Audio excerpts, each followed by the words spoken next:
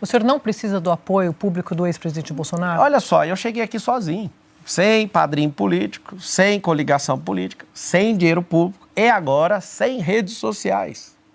Tá tudo bem. Eu tô mostrando pro povo quem eu sou. Tô mostrando que eu sou resistente. Tô ouvindo a Mônica, entendendo que tem coisas que a gente tem que viabilizar e tá tudo certo. Você me deu o conselho, eu vou seguir, vou fazer a representação no partido. Foi um conselho, Cada um falou. foi uma provocação. Foi ótimo. Eu sou alguém que não para de crescer porque eu gosto de ouvir conselho, eu gosto de aprender. O Bolsonaro, para mim, tá tudo bem. E você falou uma coisa que a direita tá rachada, a direita não tá rachada. Não. Quando a gente é de verdade, a gente briga.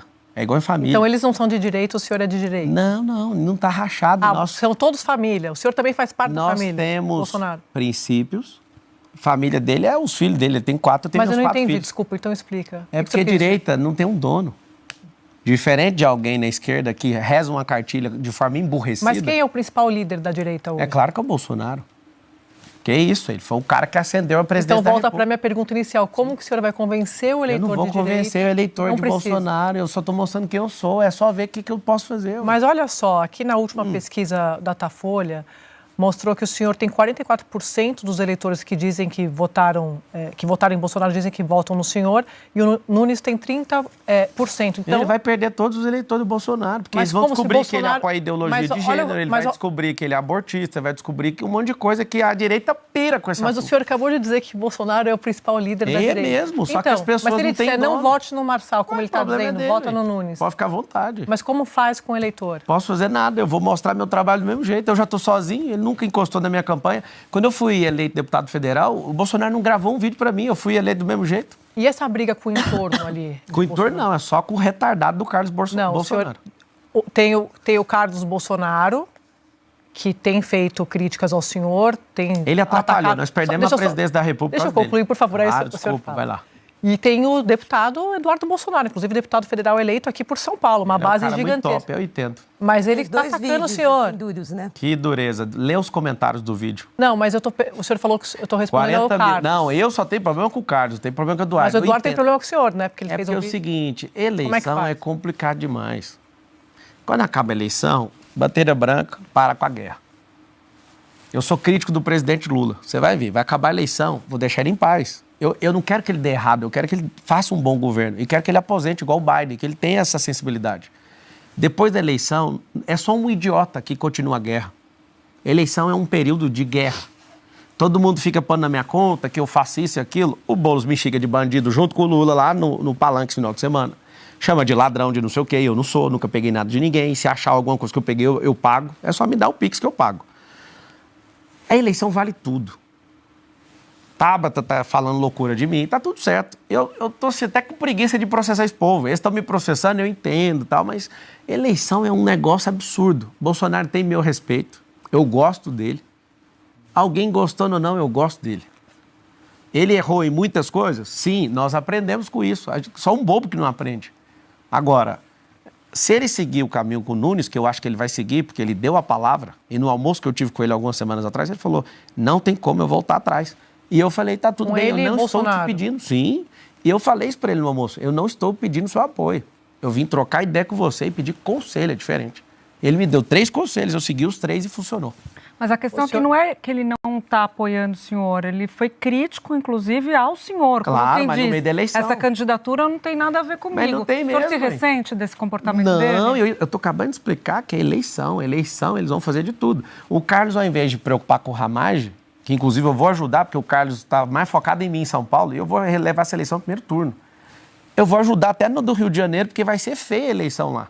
Porque eles têm que focar na de lá. Mas, candidato... Só que eles estão preocupados porque as pessoas votam por princípios, valores e propósitos. O que está acontecendo? Não está batendo. Por que eu estou em paz em relação a isso e por que eu assumi a liderança dessa corrida eleitoral agora? Com pouco dinheiro, só com o celular, um sonho, Deus e o povo. Só. O senhor não quer ser o líder da direita? Não precisa. Esse não é o objetivo do senhor. Eu quero que tenha 1000 Bolsonaros, eu quero que tenha 1000 Pablos, eu quero que tenha 1000 Nicolas. Mas tem espaço para os dois líderes? O senhor falou que ele é o maior líder. Ele é o maior, ninguém vai tirar isso dele. Nem o senhor. Mas para quê? Eu não quero esse peso, eu não quero ser o cara, nada disso, eu só quero servir o povo de São Paulo. Mas a partir do momento que, contra a indicação dele, o senhor puxa esse eleitor, Porque eu acompanhei a Andréia falando muito sobre isso, a gente conversou todo mundo com as fontes. O senhor também está na eleição, então vai fazer o discurso que considerar mais aprazível, inclusive para não causar rejeição nesse eleitor que tem uma admiração muito grande pelo presidente Bolsonaro. Mas a grande questão é que a gente passou a ouvir dos auxiliares ali mais próximos, né? O Pablo Marçal não quer estar com, ele quer ser o.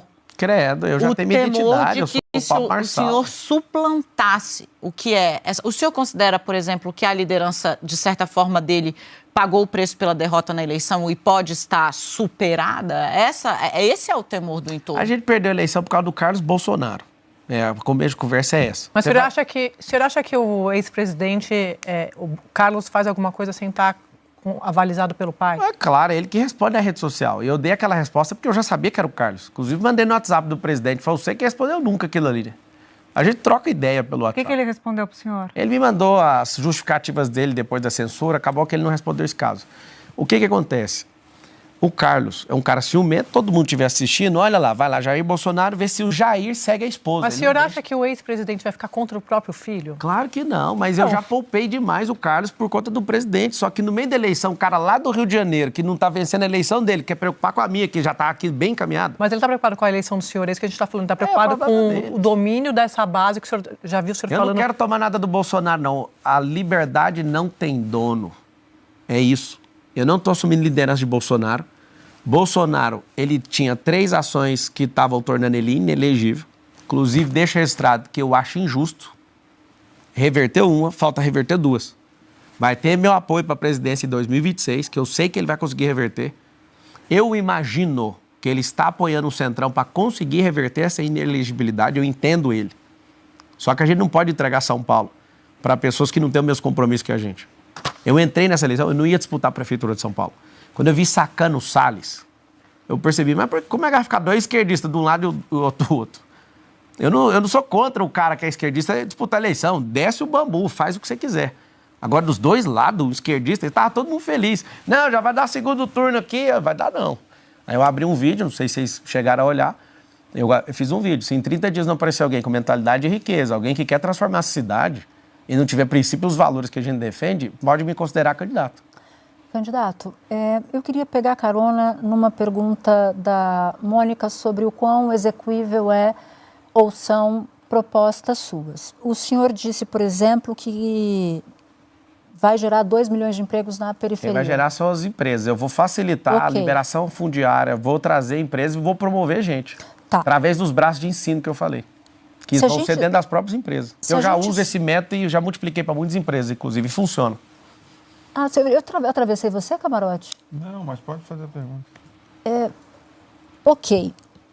O senhor sabe quantos empregos, segundo o IBGE, formais e informais, o Brasil criou nos últimos 12 meses? O senhor não precisa saber desse número, tá? Só para deixar claro. 2,9 milhões. O senhor promete para a periferia de São Paulo, é quase o que faz o Brasil inteiro. Você voltou com o presidente incompetente. Formal e informal. Acho que não é uma questão de incompetência aqui. Tem mais de 2.800 cidades no Brasil com gente de Bolsa Família ao invés de ter emprego. Candidato, olha só. E proibindo essas pessoas de ter emprego. É por isso que não gera mais emprego.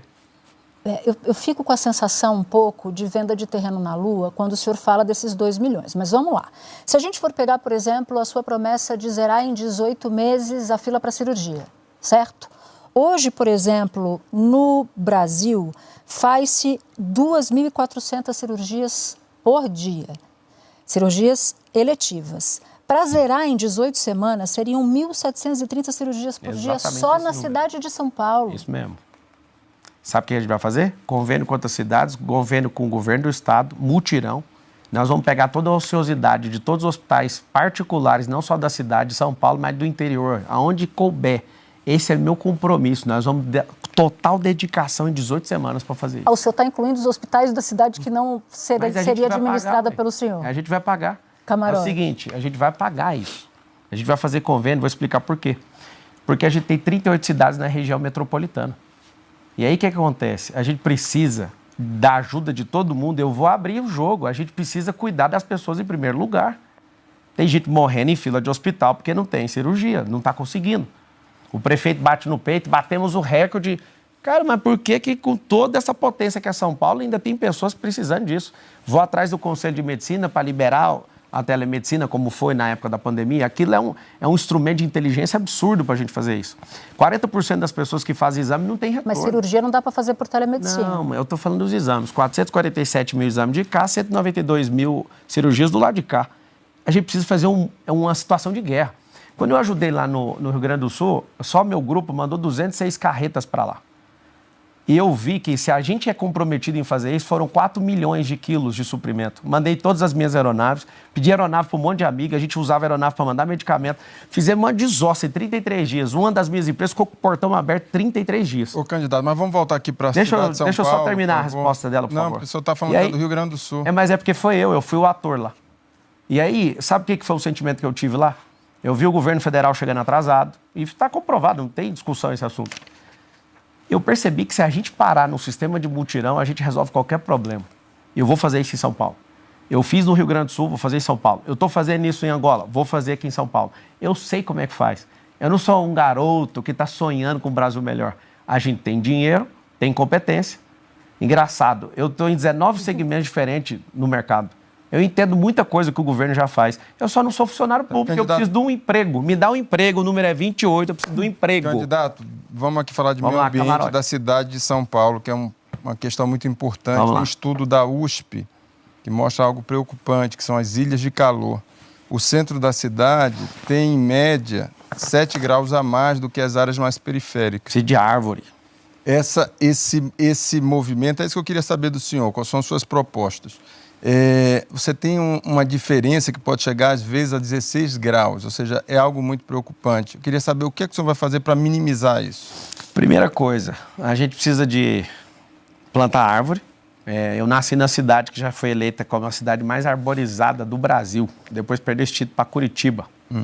A gente precisa plantar, em média, aí, 700 mil árvores por ano.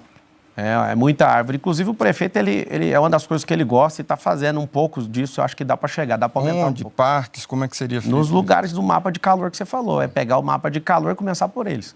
Nós temos mais de 1.000 mananciais dentro da cidade. Na região metropolitana, mais de 4.000. Quase tudo é esgoto. A gente, com esse tráfego de 7 milhões de carros, se a gente não descentraliza o universo empresarial gerando emprego nas pontas, a gente vai continuar com esse efeito desses gases que esses carros soltam. Isso. O governador Tarcísio teve a chance de isentar o IPVA dos carros elétricos. Acabou não aprovando porque ia perder um pouco de dinheiro no caixa do Estado.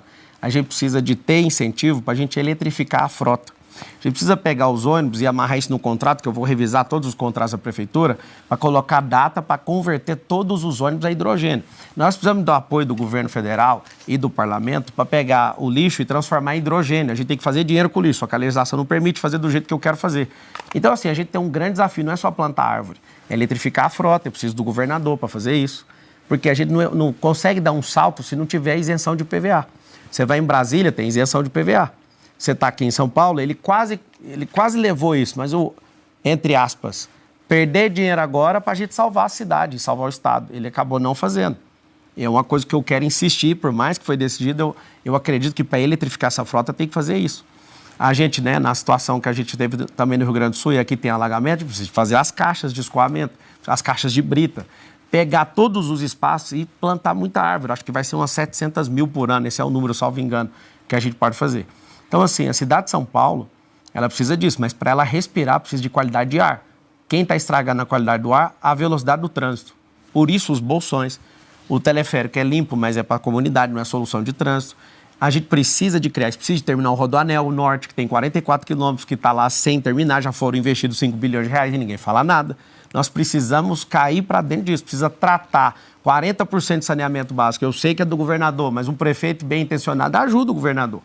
Eu quero o tempo todo ajudar, quero limpar esses mananciais, isso é uma dedicação minha pessoal. Eu quero fazer isso. O senhor citou o Ricardo Salles, né? Agora, quando ele estava com a pré-candidatura colocada e foi retirada. O senhor acha que ele é uma referência na defesa do meio ambiente? Eu não sei se ele é uma referência, mas ele é um cara sério. Se ele é referência, eu não sei, mas no Ministério da Marina está um caos. Tem muito mais queimada agora no da Marina do que no dele. Se for comparar só as queimadas, ele é um Pelé perto dela, né? Agora, os erros e acertos dele eu não cheguei a balancear, não, mas a Marina é ruim. O Lula podia ouvir aqui um pedido de um cidadão aqui de São Paulo. Troca essa ministra, pelo amor de Deus, porque está um caos o meio ambiente hoje. Candidato, o nosso tempo acabou. Eu encerro agradecendo demais por sua disposição de vir aqui. A segunda vez que o senhor vem à Rede Globo, primeiro para me dar entrevista no assunto e agora aqui para nos conceder essa entrevista na Central. Agradeço muito a sua presença aqui. Também agradeço a Andréia, a Dani, a Mônica, a Júlia e o Camarote. E a gente encerra. Eu não queria transformar esse assunto num assunto meu, mas só para deixar bem claro, a nossa matéria-prima é a verdade. Estou me referindo a uma declaração do candidato afirmando que nós divulgamos mentira. Pois bem, terminamos aqui a nossa entrevista com o candidato Pablo Marçal. Amanhã nós entrevistamos o prefeito de São Paulo, candidato à reeleição, Ricardo Nunes. Agora você fica com Narayana Borges.